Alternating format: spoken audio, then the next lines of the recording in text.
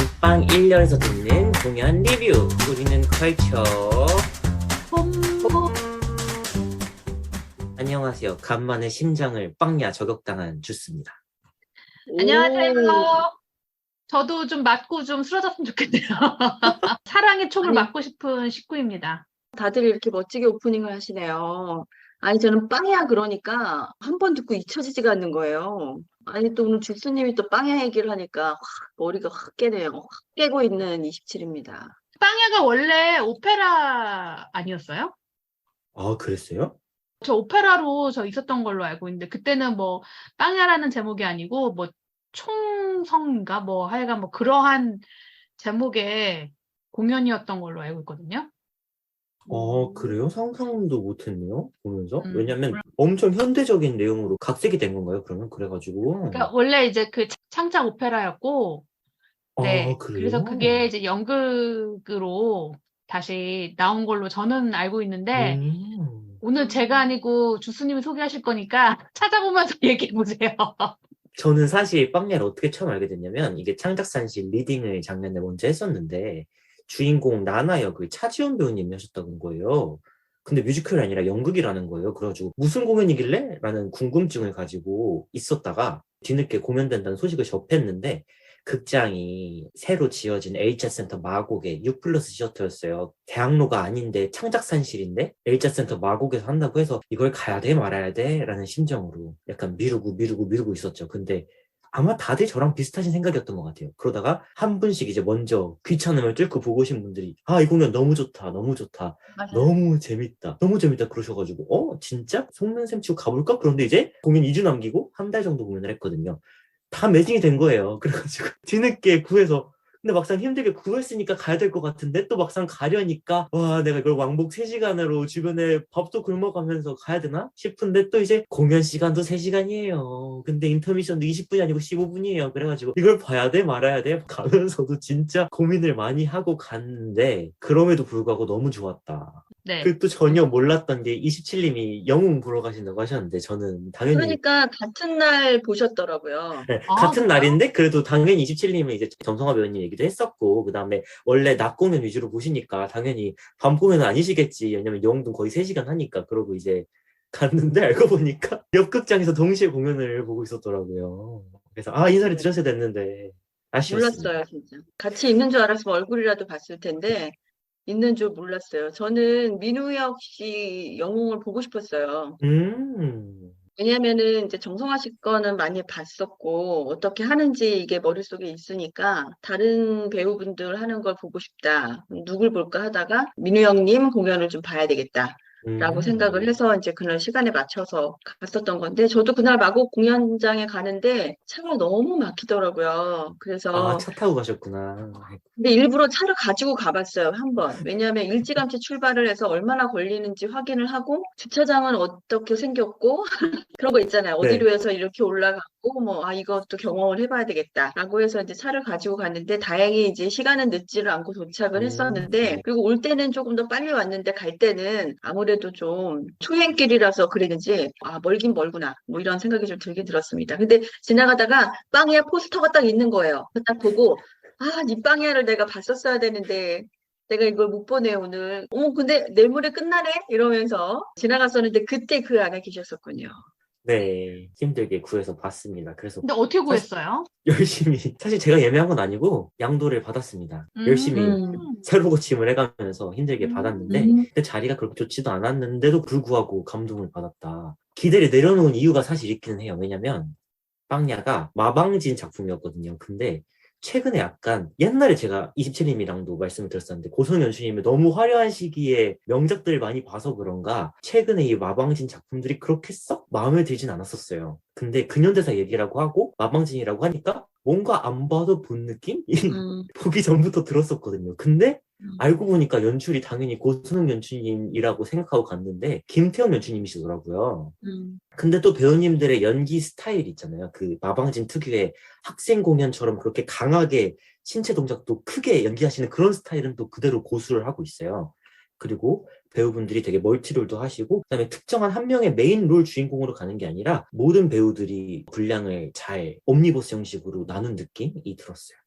그 대체 이게 어떤 내용인가 하면 한물간 드라마 작가 나나라는 작가가 40대 이제 더 이상 성공한 작품이 없으니까 주위에 무시당하고 후배한테 무시당하고 나 이제 어떻게 살아야 돼 그러면서 되게 우울감에 빠져있는 작가인데 전 남자친구를 통해서 소개를 받았던 소품 창고로 가요. 그러다가 왠지 모르게 장총을 발견하고 거기에 되게 정감이 가요. 그래서 사장님한테 저희 장총 좀 빌려주세요 하고 장총을 가지고 이야기를 쓰려고 하는데 장총이 쉽게 마음을 열어주지 않아요. 왜냐하면 장총에게 굉장히 상처가 많거든요. 그럼에도 불구하고 장총을 가지고 이야기를 쓰고자 하는데 장총을 가지고 이야기를 쓸 거예요 라고 주위에다가 홍보를 하는데 아무도 투자를 안 해주죠.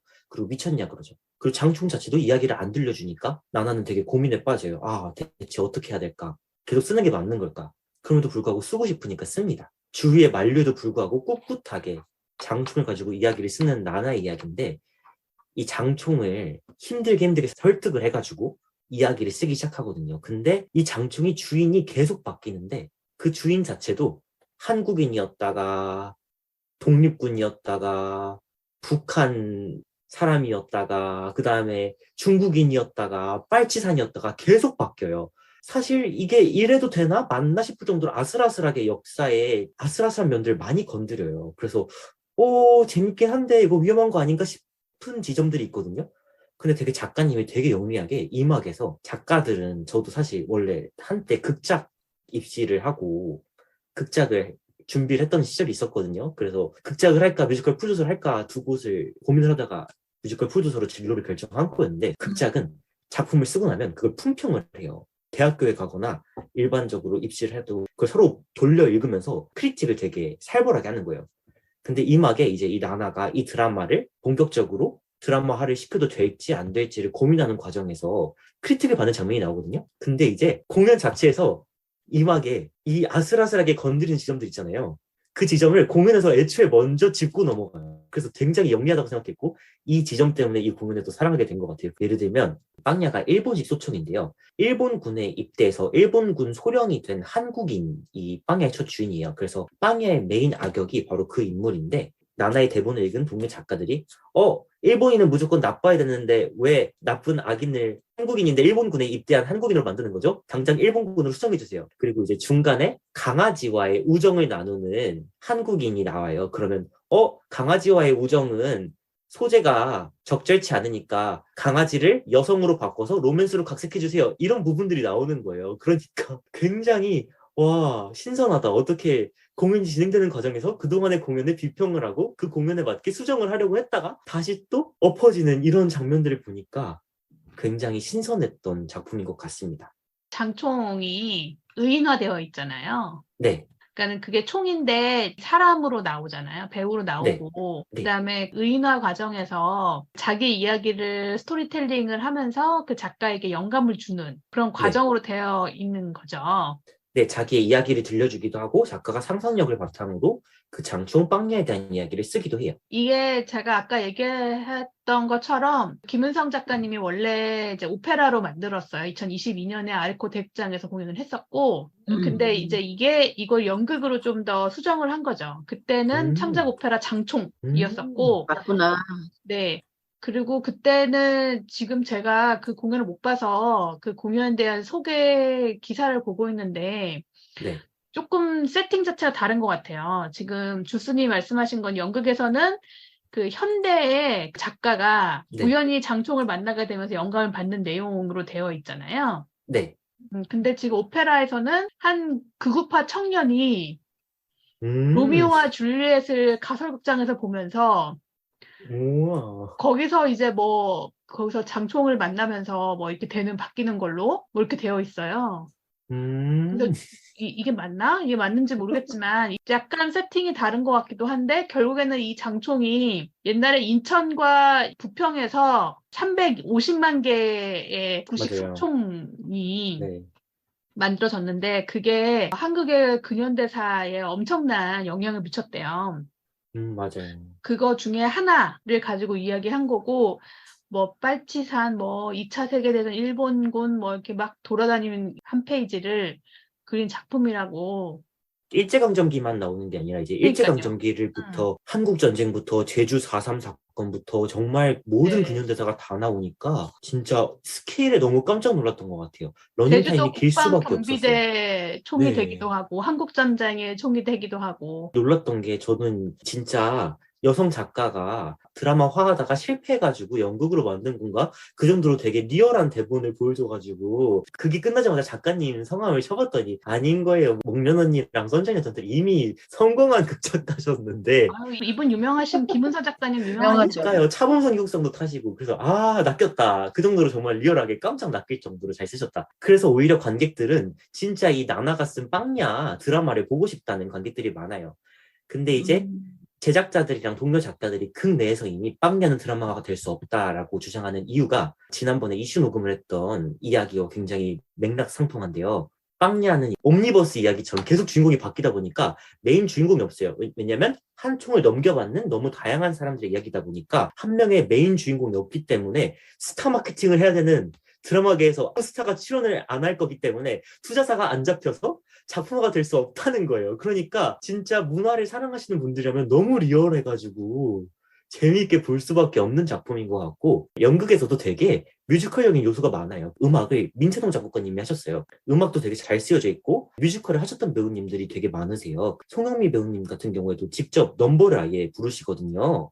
그래서 아예 그냥 민찬홍 작곡가님이 함께 하시는 김에 뮤지컬로 각색을 해도 괜찮을 것 같다라는 생각이 들기도 했는데 오페라를 원래 만들었던 작품이라고 하니까 진짜 저는 이거를 더 발전시켜서 이미 김태현 주님이 뮤지컬 지금 많이 하고 계시잖아요. 뮤지컬로 만들면 어떨까라는 생각도 하게 됐던 작품인 것 같아요. 그렇죠. 차지한 음. 배우님이 리딩에 그쵸. 참여하셨다는 거 보면 이 작품의 음악성에 네. 대해서 어느 정도 고려하고 시작부터가 하지 않았을까라는 생각이 드네요. 네. 음. 제가 제일 인상 깊었던 연기는 김세환 배우님이신데요. 제가 국립극단에서 작품 하실 때부터 되게 인상 깊게 보신 분인데 이분이 이제 올해 동아연극상 연기상을 타셨어요. 한남의 광시곡이라는 작품에서 그 작품에서도 정말 인상 깊었는데 이분의 장점이 뭐냐면 보통 남성 배우분들이라면 되게 잘생기고 멋있는 연기를 하고 싶어 하시잖아요. 근데 이분은 되게 평범하고 찌질한 소시민의 연기를 정말 리얼하게 하시는데 너무나 그 찌질한 연기를 열심히 정말 리얼하게 진짜 내 주위에 저런 사람 있고 나도 언젠가 저랬을 것 같이 연기를 하시다 보니까 오히려 더 돋보이고 매력적으로 연기를 하셔가지고 빵야에서는 프로듀서신데 원래 독립영화를 하시다가 결혼을 하셔가지고 어쩔 수 없이 프로듀서로 전업을 하셨는데 성공을 하신 거예요. 프로듀서 감으로는 이 작품 성공할 수 없는데 그래도 너무 의미가 좋아서 투자를 하고 싶은데 어쩌지 고민하는 프로듀서님을 연기를 하시는데 그 연기가 너무 재치있고 재밌어서 메인 주연은 아니심에도 불구하고 계속 눈길이 갔고 이번에 뮤지컬도 데뷔를 하시고 또 끊임없이 서울시국단도 들어가시고 열일을 하는 배우님 중에 한 분이셔서 앞으로 더 크게 되지 않을까 싶습니다. 아예 매체도 도전을 하시더라고요. 정경호 배우님이랑 같이 일타 스캔들이라는 작품에 엔젤스 아메리카에서 정경호 배우님이랑 연인이셨거든요. 같이 이번에 드라마에도 나오시고 앞으로 더 크게 되실 배우님 같아서 김세현 배우님 주목해 보시면 또 좋지 않을까 싶어요. 보니까 이제 더블이네요. 나는 왜 이렇게 네, 배우가 빵야 많이 나오나 캐릭터. 싶어갖고. 근데 배우님들이 많이 필요하긴 해요. 아무리 멀티로 많이 하셔도 역사 자체가 이제 100년의 역사를 보여주기 때문에 그리고 다 한 번씩 그 빵야의 주인이 되세요. 빵야 배우님이랑 나나 배우님을 제외하고는 다 한 번씩 빵야의 주인이 되시거든요. 그래서 각 한 명의 주인의 에피소드가 드라마 1화로 되어 있고요. 처음에 프로듀서가 4화까지의 대본을 보고 제작을 결정해야 한다고 말했기 때문에 1막이 1화부터 4화까지의 대본을 쓰는 과정, 그리고 2막이 나머지 대본을 모두 완성하고 나서 드라마화를 고민하는 과정입니다. 근데 여기 제가 지금 배우님들 사진을 보고 있는데 네, 하성강 배우님하고 문태효 배우님이 지금 빵야 장총 역할을 하신 것 같은데 네, 두 분 너무 다르시잖아요. 그러게요. 그래서 되게 정말 연기가 너무 달랐을 것 같아요. 어떤 배우님 걸로 보셨어요? 저는 문태우 배우님만 관람을 했습니다. 문태효 배우님은 상대적으로 굉장히 젊으시잖아요. 하성강 네, 배우님보다. 그러게요. 그래서 그 연대가 너무 역사의 차이가 나는데. 역사적인 냄새가 좀 안 날 것 같은데 느낌에. 문태우 배우님이 김태형 연출님이랑 개와 고양이의 시간들이라는 작품에서 그 상처 입은 버림받은 유기견 유기묘에 대한 뮤지컬이 개와 고양이들의 시간이었는데 그 느낌을 보고 아마 캐스팅을 하지 않으셨을까 싶게 문태우 배우님이 워낙 동안으로 유명하시고 30대 중반에 나이셨을 때도 이미 그 스위니토드의 토비아스도 하시고 로 기술하고 소년군 역할도 하시고 소년 역할을 많이 하셨거든요. 그래서 오히려 총이 아무리 나이가 들어도 할아버지처럼 연기를 하지는 않고 되게 상처받은 여린 모습을 의도하고 캐스팅하지 않았을까? 문태우님 해석은 그런 느낌이었어요. 네. 공연을 두 개를 다 보면 좀 다를 것 같긴 해요. 그러니까. 그러게요. 이게 중계를 한다고 합니다. 여러분, 제가 빵야를 소개를 하지 말까 고민을 하다가 소개를 해야겠다 결심한 이유가 오늘 창작산실 중계를 통해서 빵야를 중계한다는 소식이 떠가지고 여러분들 꼭 놓치지 말고 보셨으면 해가지고 네. 녹화를 하게 됐는데요. 어떤 배우님이 하시게 될지는 모르겠지만 그 매력을 보시는 재미가 쏠쏠할 것 같아요. 영상할 때 저도 꼭 봐야겠네요. 놓친 작품을. 아니, 지난번에 저 영웅 보러 갔을 때 네. 영웅 로비는 꽉 차 있는데 빵야 로비는 행하다고 김은성 작가님이 그러셨어요? 굉장히 슬퍼하셨던 거를 제가 들었는데 그래도 막판에 입소문이 잘 나갔고 작품이 매진되고 표 구하기 어려웠다고 하니까 사이드에 안 파는 좌석까지 이제 초대 같아요. 그 2층 박스석까지 막 앉아 계시더라고요. 그리고 극장 얘기를 해야 되는데 이 유플러스 스테이지가 제가 봤을 때는 세종 S시어터랑 굉장히 유사한 느낌을 받긴 했어요. 블랙박스형으로 쓸 수 있는 극장이어서 지금 빵야 같은 경우랑 빵야 차기작인 슈미 같은 경우에는 이제 일반적인 프로시니엄으로 극장을 쓰기 때문에 4열까지는 비우고 나머지 극장을 한다고 하는데 2층이라고 해서 뭐 층이 다른 게 아니고 그냥 단차가 있는 세종 S시어터 같은 느낌이었고 굉장히 잘 보였습니다. 저는 뒤쪽이었음에도 불구하고 그리고 단차도 좋고 그래서 거리가 있는 것만 빼면 정말 쾌적하고 좋은 극장이었던 것 같아요. 그리고 대극장이랑 바로 연달아서 있다 보니까 접근성이 사실 중극장이라고 하면 보통 좀 떨어져 있는 경우가 많잖아요. 충무아트센터 빼고는. 근데 가까웠어요. 바로 옆에 있어요. 그래서 좋았던 점이 물품보관소를 같이 쓰더라고요. 로비도 같이 써가지고 좋았던 것 같아요. 대극장 물품보관소를 이용할 수 있어서. 재밌네요. 저희 꼭 영상 보도록 하겠습니다. 주스님 소개 덕분에 다음에 영상에서 만나면 될 것 같아요. 근데 그래요. 아마도 영상. 입소문이 너무 잘 타서 금방 재공연이 올라오지 않을까 싶어요. 맞아요. 그럴 것 같아요. 다른 극장에서 올라오면 더 많은 분들의 사랑을 받을 수 있을까 싶다가도 또 막상 창작산실 아니고 그 다음에 이 엘자센터 같이 기획해가지고 대관료 그렇게 해결되지 않으면 이게 되나 싶을 정도로 배우님들이 너무 화려하셨어가지고 연극계에서 이미 주연을 하시는 배우님들이 원캐스트로 아무리 옴니버스라 다 주인공이라고 해도 작은 역할들을 하셨기 때문에 어떻게 될까? 앞으로 공연이 되면 보고 싶은데 걱정도 되는 그런 공연이 공연이었습니다. 좋으면 다 합니다. 좋으면 하네요. 하긴 그럼요. 작품성 인정받아서 할 것 그럼요. 같긴 합니다. 저도 하고 싶더라고요. 저도 뭐 스텝이라도 하고 싶더라고요. 그만큼 오퍼라도 오퍼라도 기획이라도 너무 그러니까. 하고 싶은 작품이었어요. 한국 근현대사를 다룬 이 빵야 꼭 한번 중계로라도 본사가 되시길 기원하면서 다음 리뷰에서 다시 찾아뵙겠습니다. 여러분 안녕. 안녕. 바이바이. 안녕.